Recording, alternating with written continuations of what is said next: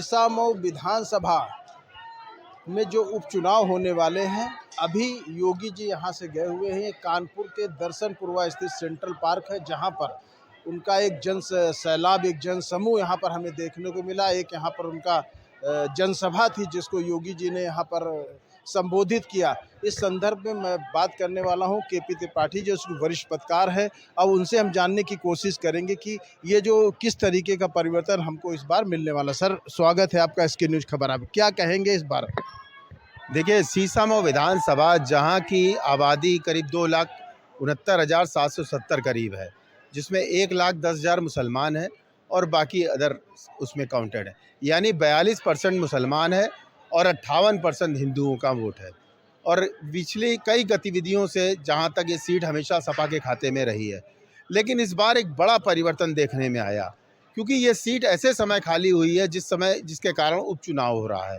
और उपचुनाव की आवश्यकता क्यों पड़ी? क्योंकि यहाँ का पूर्व जो विधायक है वो एक अपराधी के रूप में घोषित हुआ, जिस कारण सरकार को इस तरीके के निर्णय लेने पड़े।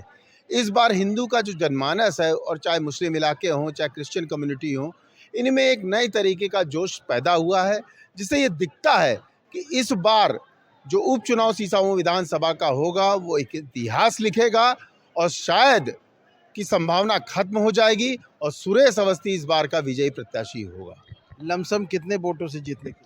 जीत का आधार बहुत लंबा तो नहीं हो सकता, क्योंकि जो आंकड़े बताते हैं उसमें 1,10,000 मुसलमान है, बाकी हिंदू बाहुल क्षेत्र। अगर सुरेश जी को इन वोटों की तारतम्यता सही तरीके से मिली तो ये जीत का अंतर 10 से 15,000 के बीच होगा। जैसे बीते चुनाव की बात करें तो उसमें तकरीबन जो अंतर था 5,000 का, तो अब की ये 5,000 क्या जीत में परिवर्तन होने जा रहा है? जो 5,000 का अंतर था वो सुरेश अवस्थी 2017 के जब चुनाव में भाग लिया था तब उस समय था। उसके बाद सलील बिश्नोई जब इस चुनाव को लड़े तो ये जीत का अंतर 12,000 के करीब पहुंच गया। और जब ये लोकसभा का चुनाव हुआ रमेश अवस्थी का, तो ये अंतर पहुंच गया था 28,000 के लमसम। तो एक आंकड़े जो थे वो इस तरीके से पैमाने में थे कि फ्लक्चुएशन ऊपर की तरफ जा रहा था, लेकिन उपचुनाव की घोषणा होते ही और ये जो कटेंगे बटेंगे के नारे के साथ लोग जुड़ते चले जा रहे हैं, एक नई संभावना, नारे से भी कोई परिवर्तन हो, इस नारे से एक नई संभावना पैदा हुई है उत्तर प्रदेश में कि हिंदुओं को एकजुट होना पड़ेगा, तभी ये चुनाव की गतिविधि, क्योंकि संपूर्णता अगर आपको पानी है, क्योंकि हिंदू की कभी वैमनस्यता पे नहीं रहता, उसके लिए सभी भाईचारा है, कहीं कोई भेद नहीं है। ये भेद कहाँ से पैदा हुआ, किन लोगों ने किया, उस पर जनता को खुद मनन करना पड़ेगा। और मेरा जो अपना मत है कि इस बार जीत का अंतर 20,000 तक पहुंचने की संभावना। ठीक सर, थैंक यू।